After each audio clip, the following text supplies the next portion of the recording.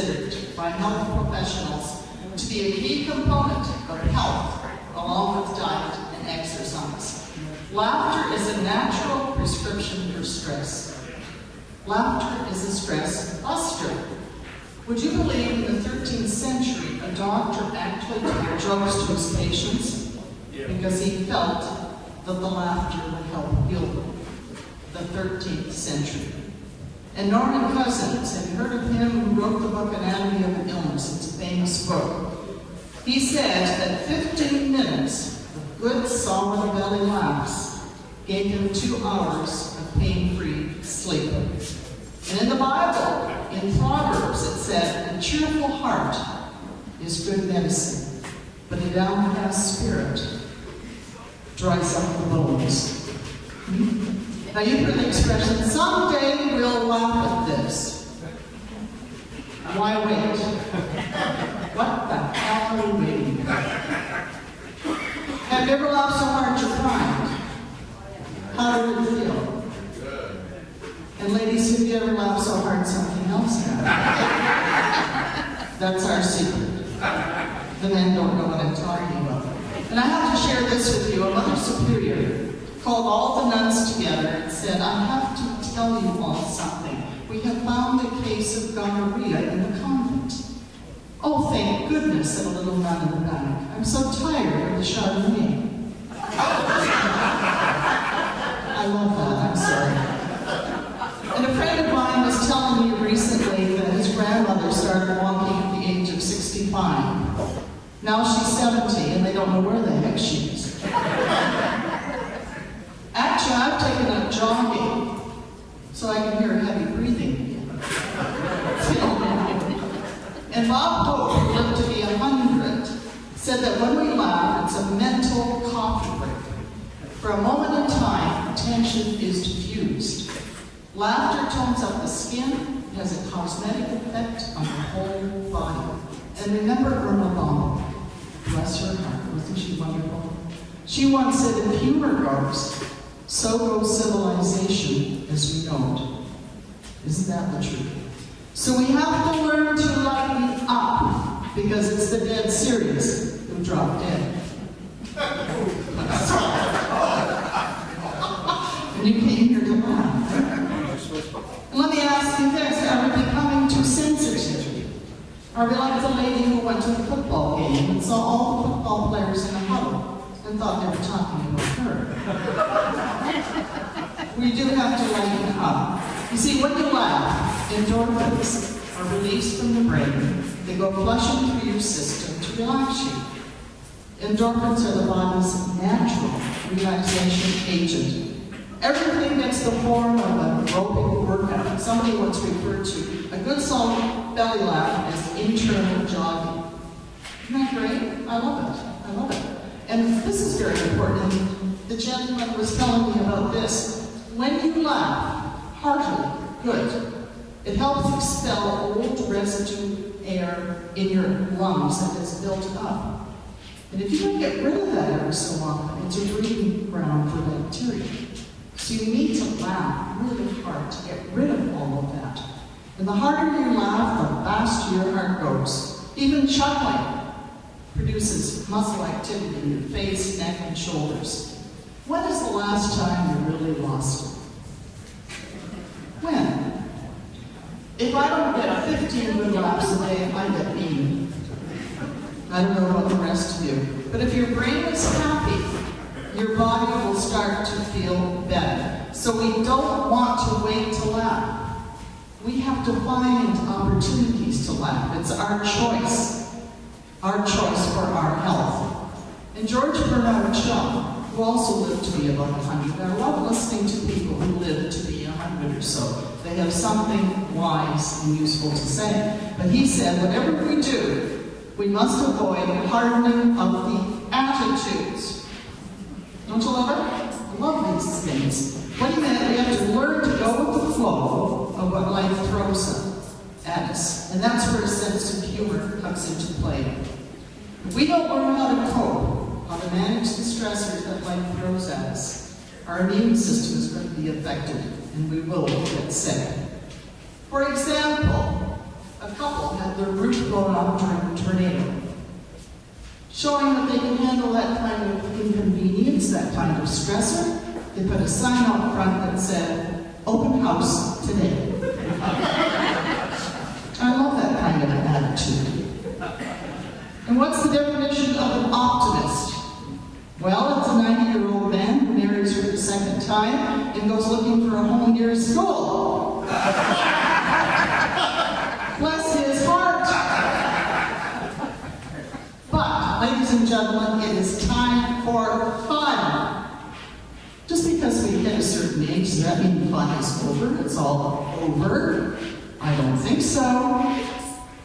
There can be newness and adventures anytime in our lives. I like this expression. Opportunities are ageless. Isn't that the truth? There are 3 segments of life. From birth to 30 is learning, 30 to 60 is earning, and 60 to 100 and beyond is living. Or another way of putting it is youth, maturity, and gee, you look great.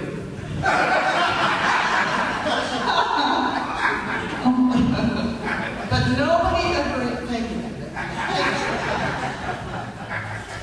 nobody agrees anymore what old is. Today, old age is not defined by chronological years, but by the degree of health and well-being. Today, a person of 65 is just beginning middle age. Hello? Thank you. The 60s are the childhood of senior citizenship. See, it's perspective. It's all attitude. It's how you look at it. These are exciting times because we can reinvent ourselves. We have the right to do that. I plan to totter up to the podium as long as I can, because I figure the longer I live, I have more to say, if I can remember it, more to share. Now, when I turn 70, you're going to be shocked at them to think that this gorgeous woman is 70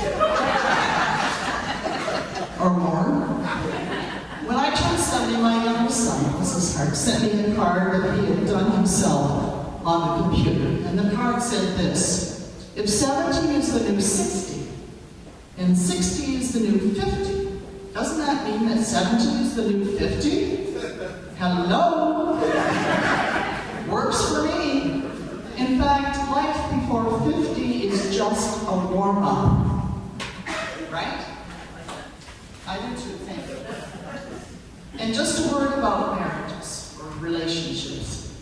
If you want healthy relationships. You realize, of course, all marriages are happy.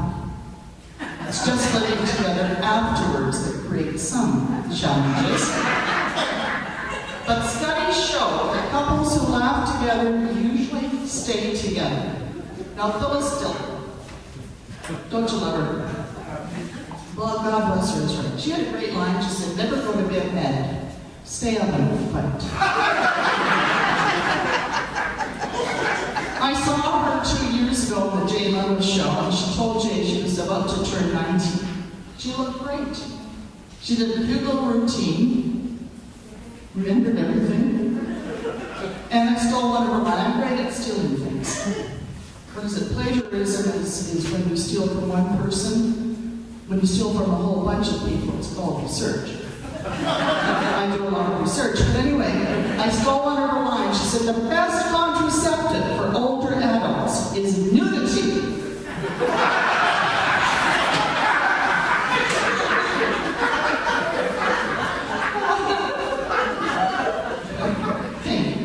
We really do have to learn how to laugh at ourselves, I tell you. And I recently asked a man who's been married for 40 years, I said, what is the secret to your long-term marriage here? He said, well, we take time to go to a restaurant 2 times a week for a little candlelight dinner, soft music, and dancing. She goes Tuesday, I go Friday. And humor in parenting can be very helpful. Trust me, I wouldn't have survived my 3 sons if I didn't have a good sense of humor. I could tell you stories, but anyway. But a little girl kept asking her mother to tell her about the birds and the bees, and the mother kept putting her off. Her mother didn't want to tell her about it. Finally, Mother said, okay, all right, I'll tell you about sex. It leads to housework. How true is that? And the little girl said to her mother, why does Daddy bring so much work home at night? And the mother said, well, because he doesn't have time to finish it during the day. And the little girl said, well, then why don't they put him in a slower group? Good question. Now, there are some perks. Oh, do I need this? I know.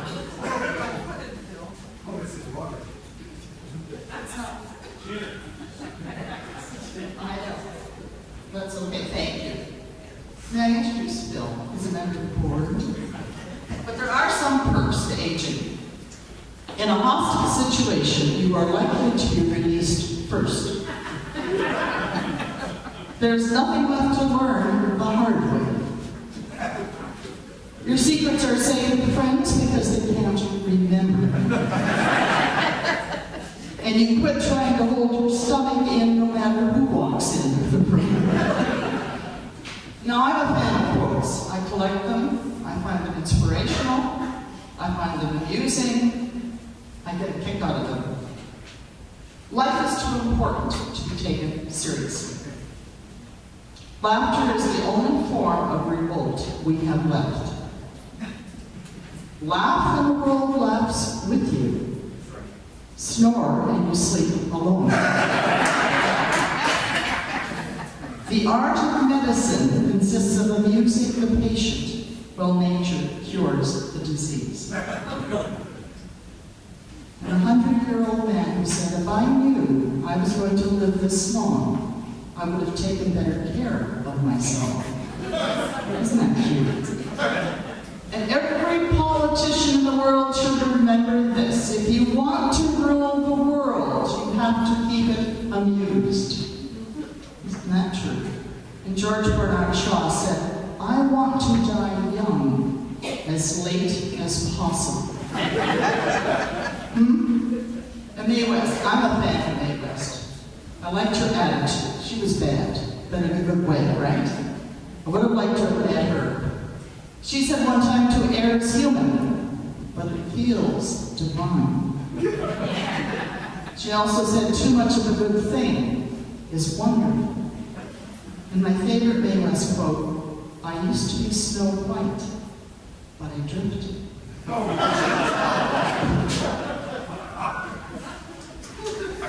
I amuse myself if nobody else is. After God created the world, he created man and woman, and then to keep the whole thing from collapsing, he created human.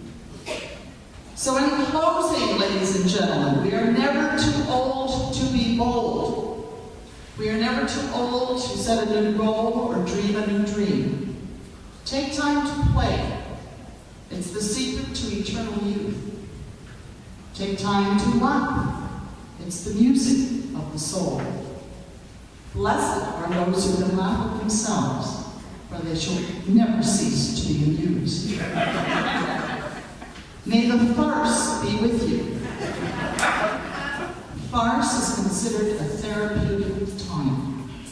And never be afraid to be outrageous, because it's the only place that isn't crowded anymore. If you forget everything I've said, remember this. 80% of the people you tell your problems to don't care.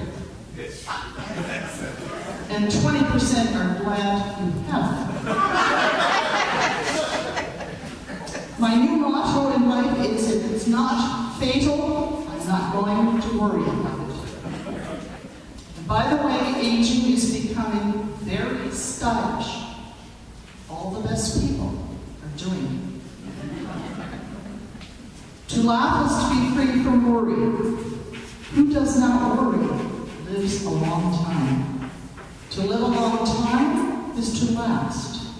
Therefore, he or she who laughs, lasts.